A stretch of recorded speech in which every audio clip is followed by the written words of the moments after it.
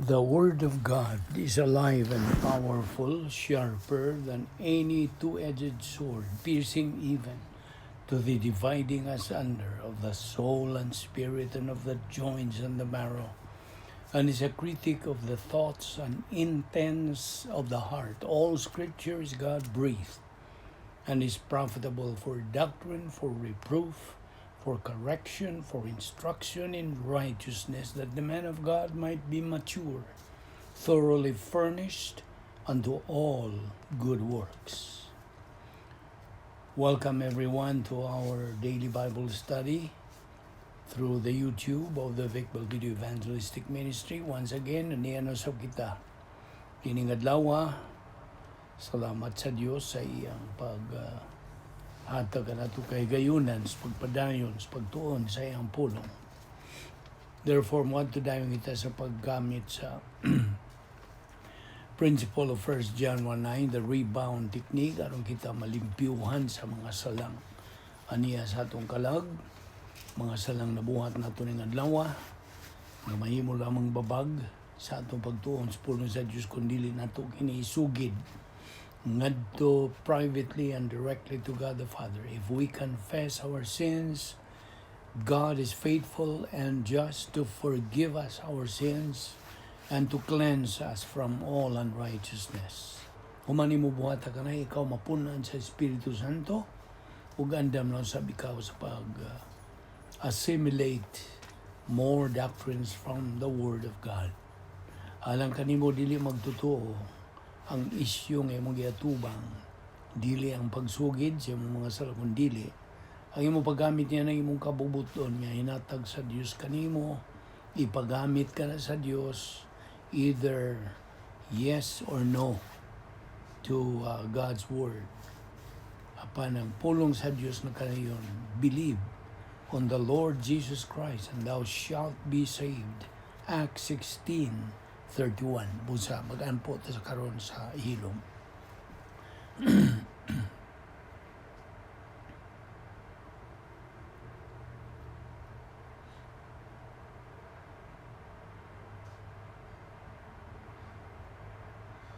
Balaan na mga Diyos, nagpasalamat kami kanimo sa makausapan, dining layan sa mga adlaw, imo kami gidala dinhi, aron kami makapadayon sa among spiritual momentum, spiritualong pagbuhilo sa among Kristohanong pagkinabuhi, pinagis pagpakaon sa among tagsatag sa kakalag, ingon nga imong mga anak. Salamat o Diyos na among Bible study pinagi sa YouTube, sa Balbido Evangelistic Ministry, o nagaampo ako nga kining mga subscribers nga nagasunod ni ini magpadayon sa ilang pagtubo diha sa imong grasya o kay balukang Ginoong Hesukristo. Kining tanan among ipasalamatan sa ngalan ni Ginoong Hesukristo. Amen. Maayong adlaw sa tanan og okay padayon ta sa atong biyaan nga pagtuon nga atong uluhan og positional truth that believers repose. Okay, kagahapon atong gisgutan nga si Apostol Pablo mihatag og empasiya nga ang mga suliran, mga kalisdanan, mga pagsulay, mga gumanhap sa kinabuhi are the ones that can strengthen a believer's Christian way of life. Gani, ang doktrina nagahatag og empasiya nga kitang mga magtotoo should consider sa mga suliran, mga pagsulay, mga pagpiit sa kinabuhi as our friends. Dili na to kaaway kining mga suliran. Love problems, sufferings, because in heaven, wala na yung mga suliran. There are no more sufferings, etc. Right? So muna, nga gihatagan yun gibugaton ni Apostol Pablo. Ang Colossus 3:1 nga kanunay na itong giduputan sa pagtuki, kanayon, keep seeking the things above, not the things here below. Unya ang atong pagtuo maugmad lamang can be developed nga pinagi sa atong pagpadayon sa pagtuon sa pulong sa Dios. Kay iniguhunong gani nimo, wala mo pa mo nag parihara na og kanang power outage. You see? Mag-aop na. Og ang delikado niya na kung inigma mapaong nagyod nga wala nagyoy kalamdag. You see? You will be in darkness as a believer because there is no more light of the Word of God in your soul. So therefore, our faith should be developed by studying God's Word. Romans 10:17 sa gisulti. Faith cometh by hearing, and hearing by the Word of God. Diyan sa Hebreanon 11:1, faith is being sure of what we hope for and certain of what we do not see. Gani, diya sa 2 Corintios 5:7, we live by faith now, not by sight. Dili na sa ato makita, kundi lang ato pagtuo. Pinagi sa pagtuo kita nagakinabuhi. So, Colossians 3:1 again, therefore, if you have been risen with Christ, keep seeking the things above, not the things here below. Unya, versikulo 2, set your mind on the things above, not on things here below. Now, timan katong tulo ka spiritual skills nga ito nagitunan ng naguna nini is rebound, ikaduha, Operation Z, ug ang ikatulo, utilization of the 10 problem-solving devices. Okay. As the review, unsa maning 10 problem-solving devices nga gisangkap sa Dios kanato. Sa kaniyan tupak ini iyang gisangkap na kanato mga magtutuo. Napulo ka mga paagis pagsulbad sa mga suliran. Here. Na. Isangkap ka na sa Dios. Narani mo mugamit ka ba niya na? Ang naguna gyud ni rebound or pagsugid sa imong mga sala. Humani mo isugid ang imong mga sala, then ikaw mapunan sa Espiritu Santo. You will be filled by God, Holy Spirit. And then, magkapadayon na kasi pag kinabuhi, yan ang kinabuhi, may pagtuo nga nagdala og pahulay. The faith raised the real. And then, ikaw may luna na sa grasya, grace orientation. May luna ka na sa doktrina, doctrinal orientation. Personal love for God, personal imong gugma nga to sa Dios nga mahan. Impersonal love for all mankind. Impersonal ni mong gugma ngadto sa tanang katawhan. Huwag pili. Unya, sunod niya na mong imo ng pagsalo, sharing the happiness of God. Ang kalipay na ka na sa Diyos. Dili kalipay sa tao. Dili kalipay ni kalibutan na. Iyahan na ka na sa Diyos. Unya, gisundan ka na sa personal ni mong kanang kaalam, personal sense of destiny bahin sa imo ng dadangatan. And then, ang ikanapulo, mo ang imong pagkaokupado na sa persona o kinaiya ni Ginoong Jesucristo. Occupation with the person and character of Christ. So, mao ni ang napulo ka mga paagis pagsulbad sa mga suliran.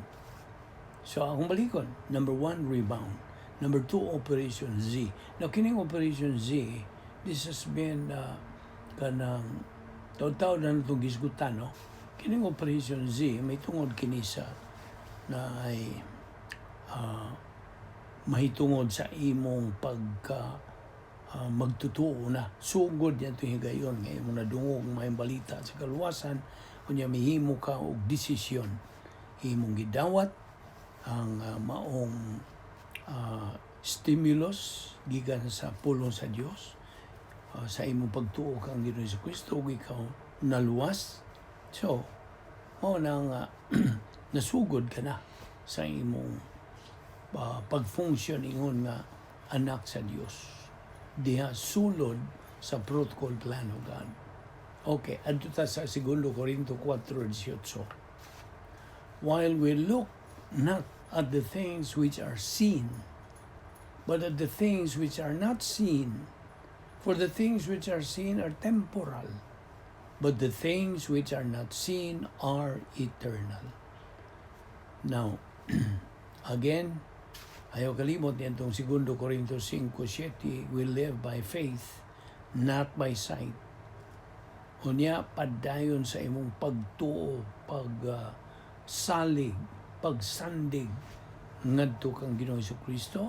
Mao na number 1, in God's Word, sa pulong sa Diyos. Ikatulo, sa mga saad sa Diyos, that we will be with Him in heaven. Muna saad sa Diyos, kana itong mga magtutuo.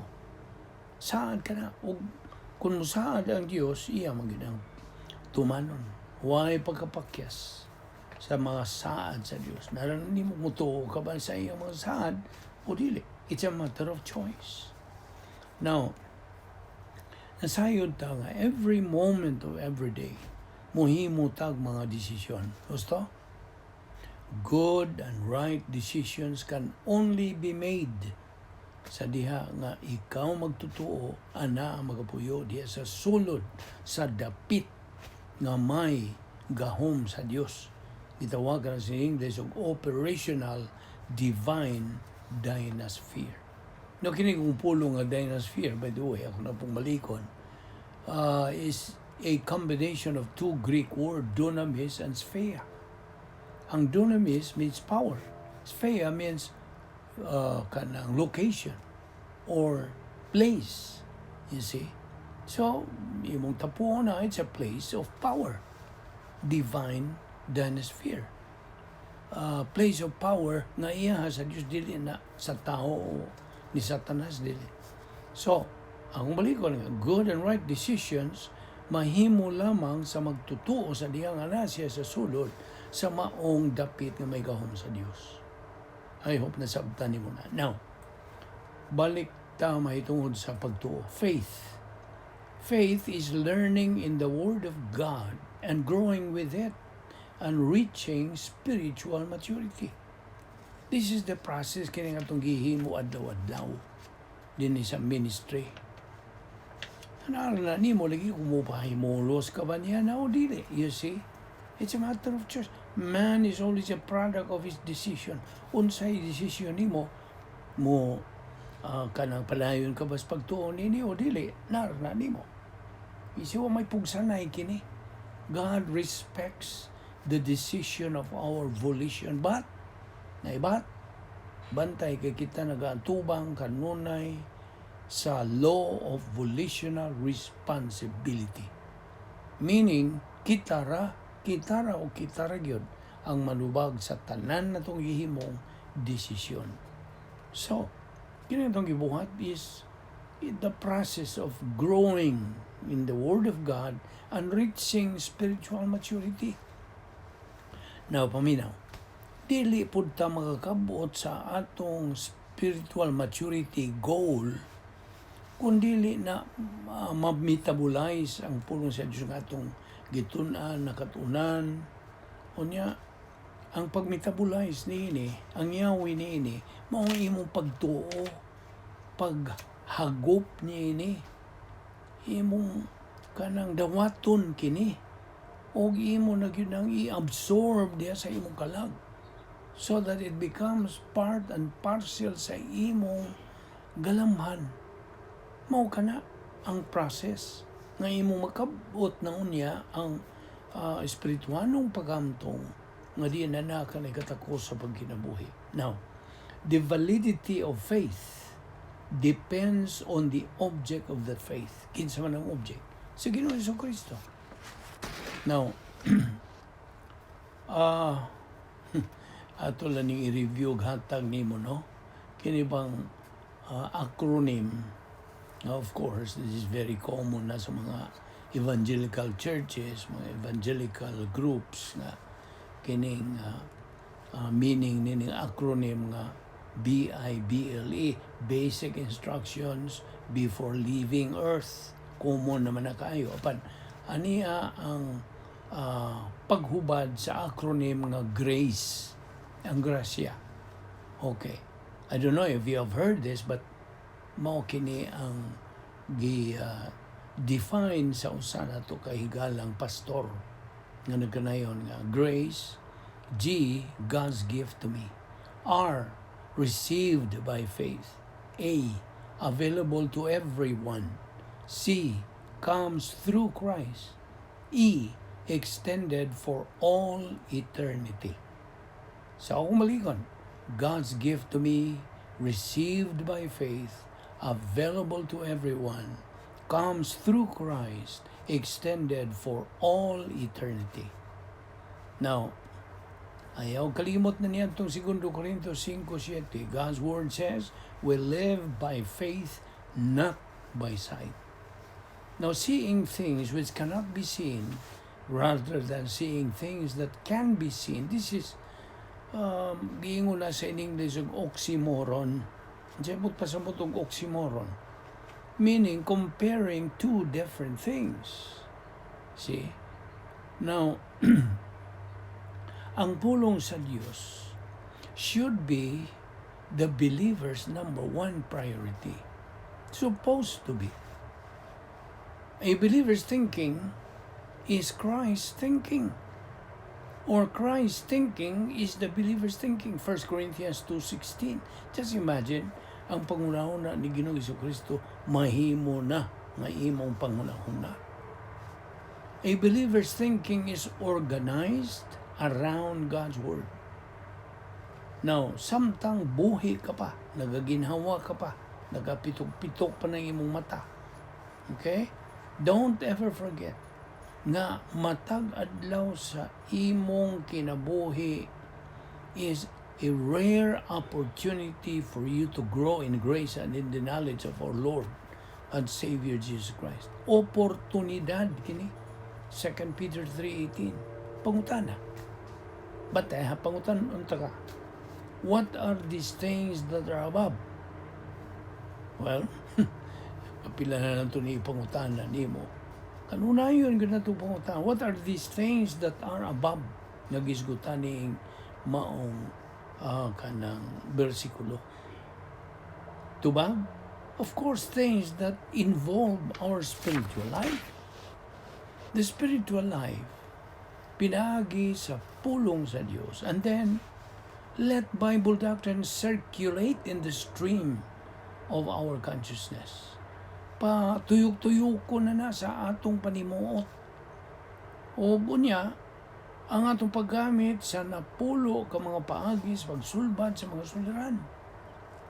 Muna nga kung gihantagan kiniog, murag silbing memory aid nga. Operation RFFG DPIHPO. Namo na to nga 10 problem-solving devices. Now, adunay duha ka inunta power options. Kining power options nga itong isgutan, kini gahom sa Espiritu Santo. Kinsa ang Espiritu Santo? Diyos. Okay?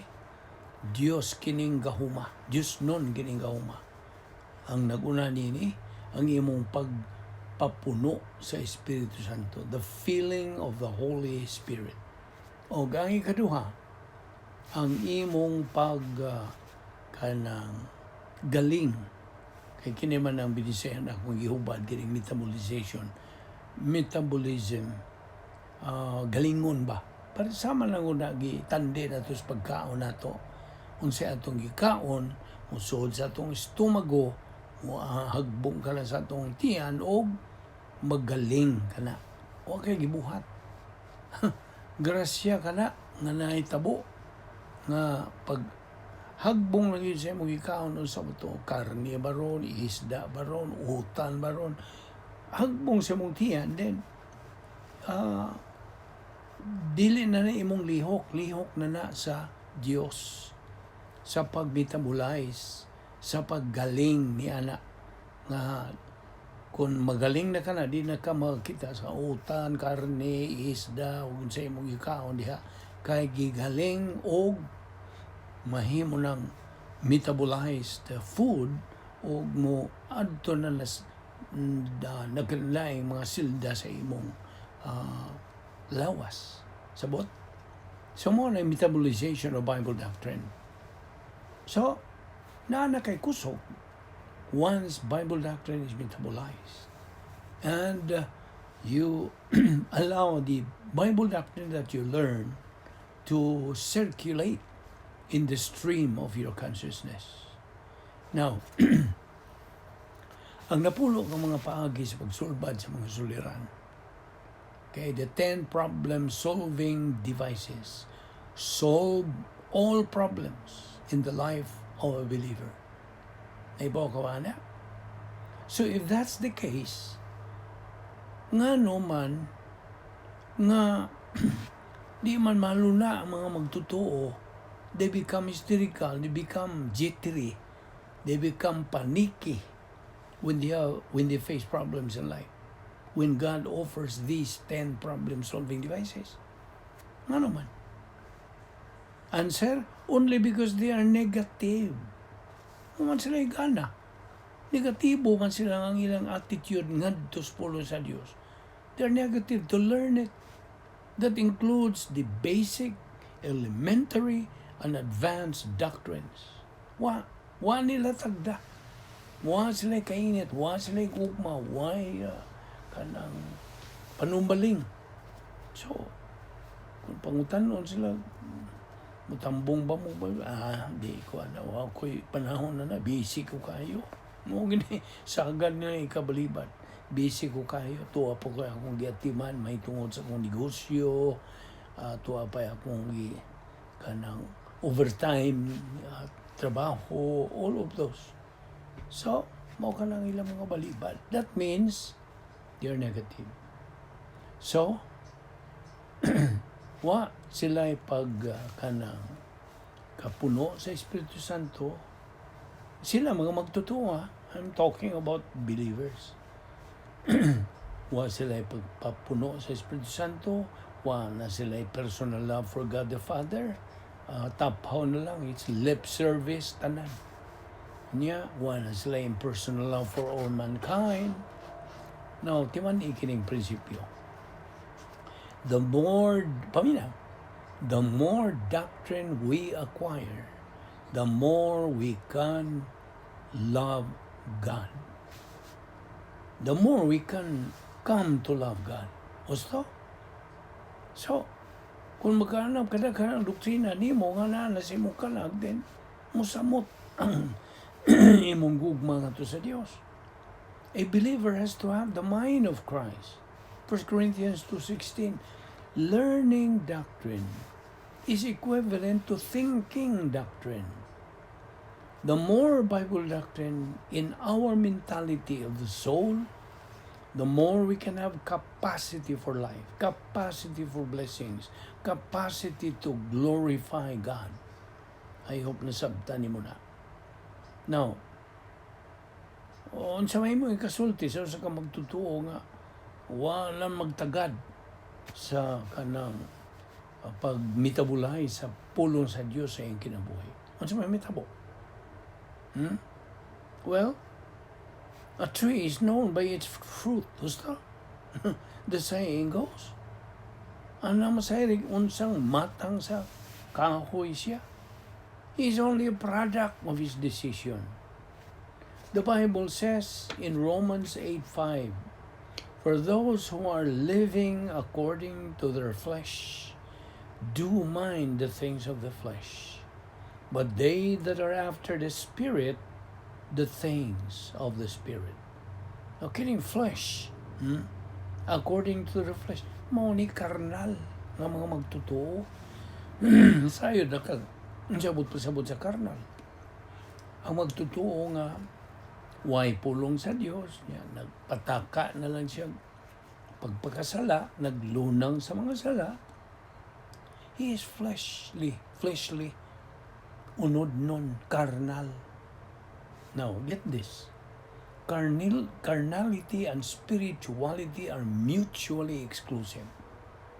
Either a believer is carnal or spiritual. Yung sabay mo pilion. Kung ikaw papilion, to be carnal or to be spiritual. Now, yan na, hindi mo. Imong pagpili ka na. That is the stimulus that you have to respond. Now, Ang open secret alang sa magtotoo are the following. Ay gitawag na ito Operation PTA. Naon sa man yung PTA, dili ni Parents Teachers Association, ang atong gamaan na ni memory aid, Operation PTA kay P, place, T, time, A, attitude. Therefore, to sum it up, this is Operation Right Place, Right Time, Right Attitude. Ambot pasabot, ang magtotoo gikinahanglan nga ana siya sa tukma nga dapit. Unsa man ning tukmang dapit? Ang operational divine dynasty, the protocol plan of God, God's power system, the Christian way of life. These are the synonyms. That's His right place. O niya, right time. Kung sa panahon nga ikaw magtuon sa pulong sa Diyos, that is the right time. In the right place, at the right time, with the right attitude. Ikaw positibo sa gitudlo sa pastor magtutudlo. Now, by the way, paminaw ra gud ini. Dili ra bata makabase sa atong espirituhanong kinabuhi on our personality, dili. But on what is inside the mentality of our soul. Unsay na sa sulod sa atong kalag. Now, what can change a believer's personality? Muantahan na ko nimo. Unsa man? Ang makausab sa personalidad sa ka magtotoo, I'm talking about the believer, is what is inside his soul. Now, kung unsang na sa sulod siyang kalag, mao kana makausab siyang personality. Although personality is not even sin, dili man sala. Kanlain man ta mga personality. Gusto? Na mga hilumon, na mga sabaan, na mga kanlain lagi ng mga personality. Our mind then, as believers, is the issue. Sabot? Do not be concerned too much with your personality. Kaya narabiuban ka na ito. Concern sila sa ilang personality to be changed kunuhay. Because once you continue advancing in your spiritual growth, di man na, personality automatically improves. That is the byproduct of spiritual growth. Sabot? Sabta gina. Maura na panahon nga mausab ang imong personality.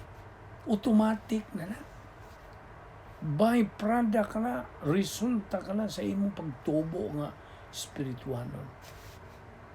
Let us remember that a believer has encountered and shared with our Lord's death, burial, resurrection, ascension, and session. Mo padayon tani ini ugma. Ayaw sipyat. Kay nagkaanam kini og pagkakulbahinam kini nga atong ginatuki nga doktrina bahin sa atong uluhan nga positional truth that believers repose. Magampo ta. Amahan na mong langit nun, salamat. Nining grasya nga mong ipahimuslan, pagtuon sa imong pulong. Inaot nga kini, mahimong bahin sa among kalag. Huwag amo kini ipalibot-libot, tuyok-tuyok sa among panimuot. Huwag among gamiton kini, hulbuton na mo kiniikan sa among kalag. Sa panahon nga mo, tubang kimigbisag unsa mga pagsulay, mga gumunhap, mga suliran sa kinabuhi. Salamat. Nining imong pagsangkap ka na mo sa spiritual assets nga sarang na mo magamit sa mong adlaw-adlaw nga spirituanong pagkinabuhi. Salamat ni among Bible study pinagi sa YouTube. Kining tanan among ipasalamatan sa ngalan ni Ginoong Hesukristo. Amen.